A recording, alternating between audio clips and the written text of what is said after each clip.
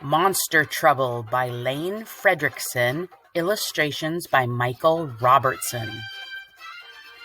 Winifred Snitzel was never afraid, not of monsters or ghouls or the noises they made.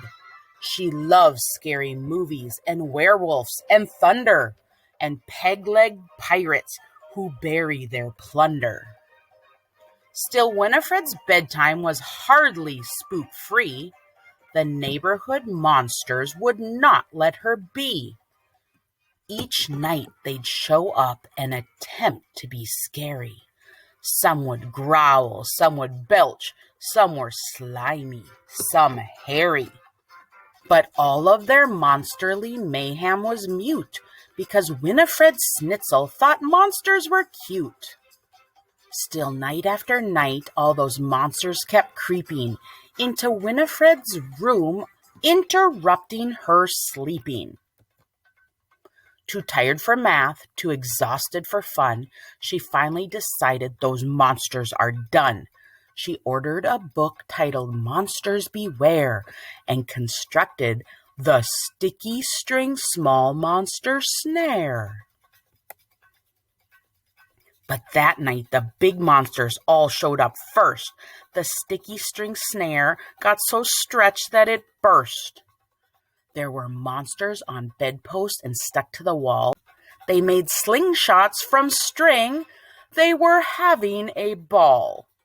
Winifred sighed. They were louder than ever. She knew that she needed to try something clever. So she bought some stinky old Lindbergh cheese. The label said, "Caution, makes big monsters sneeze." The monsters just called up the Goblin Street Deli. They ordered in bagels and fish eyeball jelly. Winifred barely got through the next day. She dozed off in art class and snoozed through ballet. She decided, that's it. I've got to get tough. She was tired of monsters. Enough was enough. So she built every spooky trap in the Monsters Beware, and one of her own called the Prickly Bum Chair. Poor Winifred yawned. She was so very sleepy.